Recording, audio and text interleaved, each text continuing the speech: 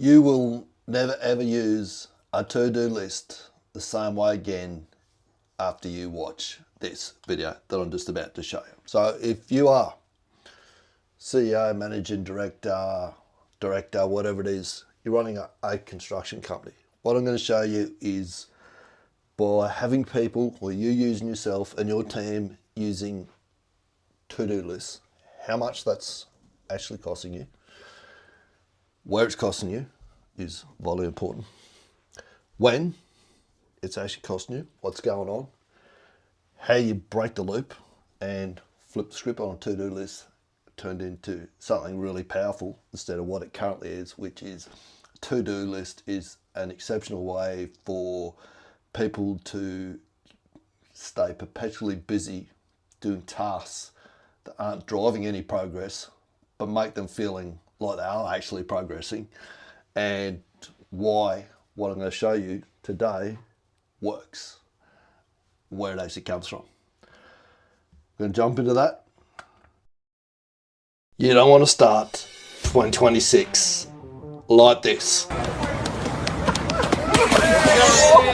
I'm starting a new pilot program called 2026 Pre-Season Training. It's for leaders who want to get their team match fit before the whistle blows and the 2026 season kicks off. So if you're running a good company or a team and you want to hit 2026 in a sprint, this is your window right now to set it up. We'll custom build your 12-month plan and drop it into a Trello board so that you actually track it and use it. We'll resource it properly so the work actually gets done, and set you up a school community so that you're ready to get rhythm from day one. We'll be setting it all up using Goldratt's project rules of flow to mitigate the 12 causes of project failure, because that's exactly what this is and how you need to treat it as a project. And you'll also be learning to leverage AI where it counts to get the most impact. This isn't some paint by numbers cookie cutter course. It's pre-season training custom built for your business. There's only 10 spots and we'll have it wrapped up so that you're ready to run before we hit Christmas. DM me the words 2026 pre-season training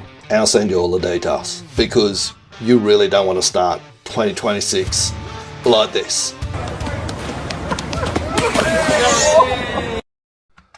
Right, so you don't want to start 2026 like that. So let's get right into this. I'll read you quickly from the book, The Road Less Stupid by Keith Cunningham. This is called Chapter 21, The 3 Pillars of Success. I hate short lists that attempt to jam all the ingredients for success into a pithy little formula. Success and mastery are far more complex than pith. Having said that, however, let me give you some cognate advice about making consistent, measurable progress towards your outcomes. Keep that in mind. Consistent, measurable progress towards your outcomes. If you will do these 3 things on a regular, daily basis for 90 days, you'll be stunned at the progress that you will achieve. The 3 things are: write down your major outcomes every day. Plan your day before it starts and be accountable to someone for your plans, commitments, and results. All right, so as I said earlier, this is for people who are running big teams. In particular, I work with guys that run or people who run construction companies. This will work the same way no matter what industry you're in if you've got a team. So we're looking at this person down here, which is generally the CEO, MD, EGM, a few other titles that I'm speaking to today. This all came about because I saw a post the other day on LinkedIn, something about how wonderful to-do lists are and how they make you gain progress, get progress and gain traction. All right, so to-do lists are great at transforming what are called busy tasks. I'll show you what a busy task is in a minute, and making it feel like you're making progress when you're not. So if we go back to the book 80-20 Principle by Perry Marshall, remember Keith said in the book we need something that's measurable. the way that we're going to measure this, he splits this, I've actually got the paper down here, and it's called How You're Spending Your Time. And he splits all tasks into $1 per hour value task. So you got $10 tasks just here, $100 tasks, $100 per hour task just here, $1,000 per hour task just here, and $10,000 per hour, $10,000 per hour task over here. Okay. We're not going to go through all the tasks today. What I'm going to show you is a couple that you should actually be doing. So one of the $10,000 per hour tasks is establishing values and culture. Okay, another one of the $1,000 per hour tasks, which we're going to do during this session as well, is planning and prioritizing your day. He calls that a $1,000 per hour task. I believe when you're doing that and you're getting this across your whole team, it's worth a lot more than $1,000 per hour. I'll just bring that back. I always tripped it because I waved my hands around too much. What happens typically with a to-do list is it's just a list of things that you got to get done. No other thought goes into them other than the fact that they're a task and they need to get done. And this is why I say to-do lists are an exceptional way to take busy work, which is not really moving the needle, it's just keeping you busy, and making it feel like you're making progress because you get to tick them off as you go. So you got a nice little list there and you put your little boxes beside it and you tick them off as you go, and there's no measurement on the value of those tasks they're actually doing or whether they're moving the needle or not. This is why I said you'll never use your to-do list the same way after you see this ever again. What happens is we end up with this over here. I'm going to zoom in on this a little bit so you can see it even better. Up the top, we focus on our $10,000 per hour tasks. That's driven towards a what we call high definition destination, a big goal that we want to get towards. When we're letting our to-do list fill up with these $10 per hour tasks, we're like this, all over the place. Sometimes we're going forward, sometimes we're going backwards. More often than not, we're going backwards and forwards. Sometimes we're going sideways. So that's where to-do lists all go wrong. They're great at keeping you busy. They're good at getting stuff knocked off. But as I say, it doesn't track the value of what you're doing, or whether it's having an actual impact, whether it's the best place for you to be using your time. What we want to create is flow. So this, imagine you've not just got yourself focused on these tasks, but you've got the different levels of your business, particularly these ones, the guys, people that are just below you and the people that are just below them, your admin, and your ones that are doing all the planning for the people that actually have to do the work. Trained to think like this. Where is the best value for my time and what are those tasks? How should I get onto those first? So this will be the first 90 days. What happens is when you've got them all focused, you know what your big outcome is, and we're focused on doing this type of work, these high dollar value tasks first, we can get into flow. So you take your part of when a project kicks off, you hand it off to your projects team, your people below you, your heads of your projects. They hand it off to the admin.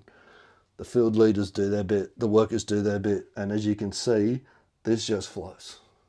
There's no backwards and forwards, or the CEO needs to do a bit, or I'll get the admin to do some work. Now we'll go to the workers, or back to projects, or across to the field leads. Everyone does their piece in a sequence, in flow. Stops all the backwards and forwards. Show you a little loop that I've created as well to make sure that your to-do list doesn't just become full with meaningless work. I call this is a highly technical name. It's called the bullshit abolisher loop. Okay? A little bit stolen from the hierarchy of control and construction.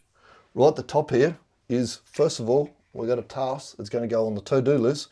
We look at, does it need to be done? Can we eliminate it? Is it really necessary, or is this just busy work that we're going to put on a to-do list to give us another dopamine hit? Can we eliminate it? Can we just get rid of it? Is it a low dollar value task that really doesn't provide any value at all? First step, can we eliminate it? Get rid of it altogether. Next step is, all right, we do actually need to do this task. Can we automate it, or can we get an AI to do it? Third step is, no, we can't do that.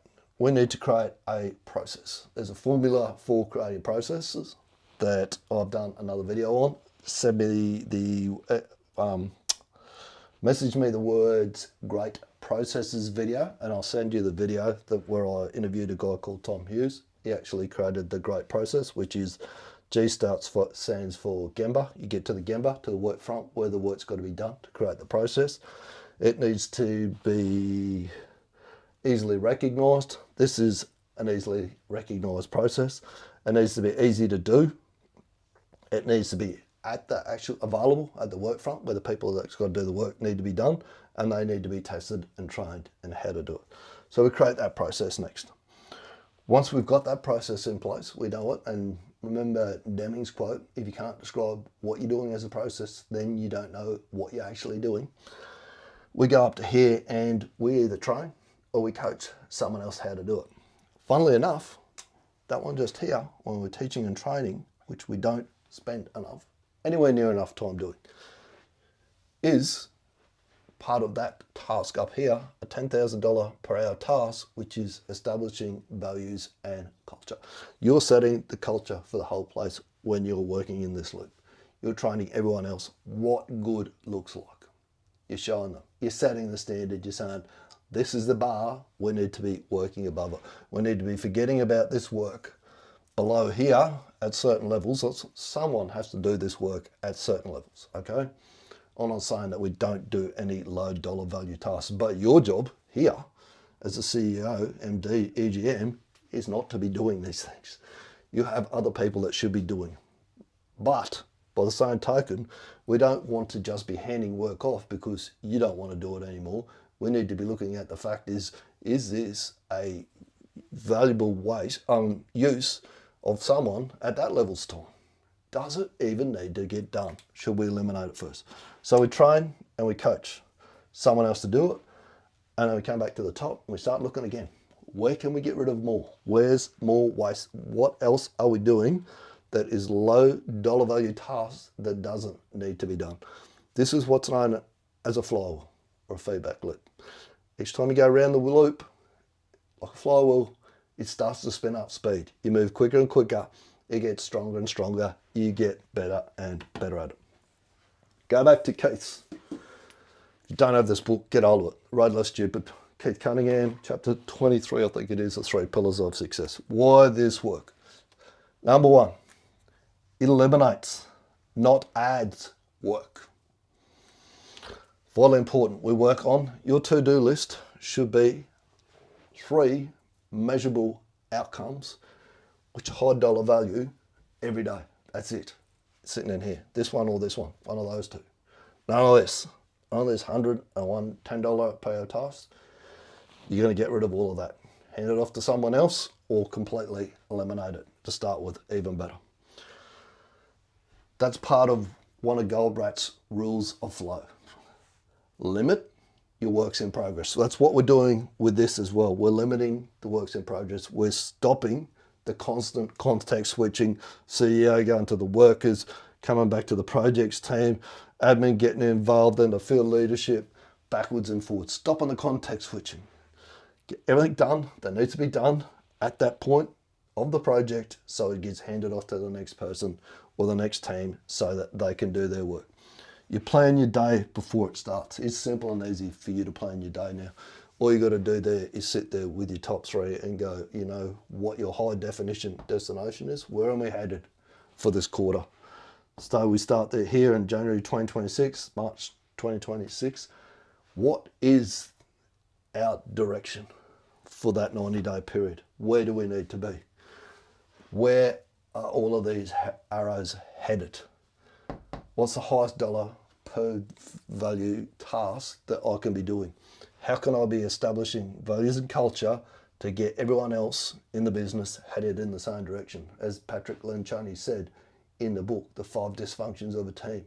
If you can get everyone in a business heading in the same or rowing in the same direction, you can dominate any market in any industry under any conditions at any time. That's exactly what this does. That's what Patrick was talking about. That's what it looks like. So you plan your day before it starts. Have a look at it. What are my top 3 things for tomorrow? Are they 10K per hour tasks? Are they $1,000 per hour tasks? Can I eliminate anything that's on my list for tomorrow? Can I automate anything from my list for tomorrow? Do I need to create processes so that I can train and coach someone tomorrow to get this off of my plate? Last thing, I'm going to say, not leastly, probably the most important, be accountable to someone for your results. That's where I come in.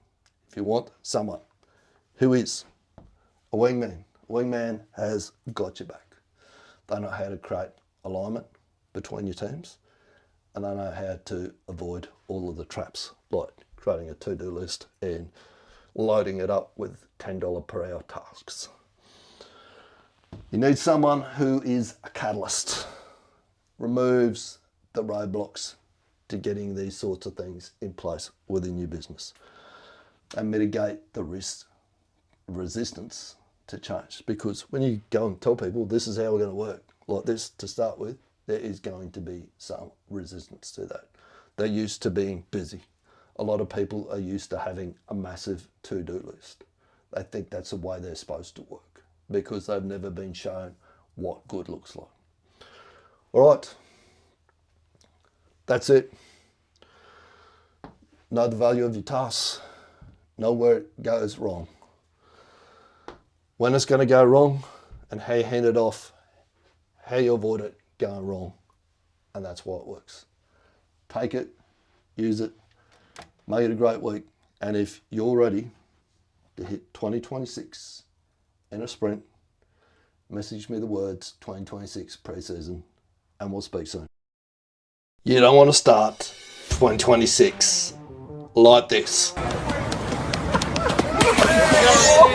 I'm starting a new pilot program called 2026 Pre-Season Training. It's for leaders who want to get their team match fit before the whistle blows and the 2026 season kicks off. So if you're running a good company or a team and you want to hit 2026 in a sprint, this is your window right now to set it up. We'll custom build your 12-month plan and drop it into a Trello board so that you actually track it and use it. We'll resource it properly so the work actually gets done and set you up a school community so that you're ready to get rhythm from day one. We'll be setting it all up using Goldrat's project rules of flow to mitigate the 12 causes of project failure, because that's exactly what this is and how you need to treat it as a project. And you'll also be learning to leverage AI where it counts to get the most impact. This isn't some paint by numbers cookie cutter course. It's pre-season training custom built for your business. There's only 10 spots and we'll have it wrapped up so that you're ready to run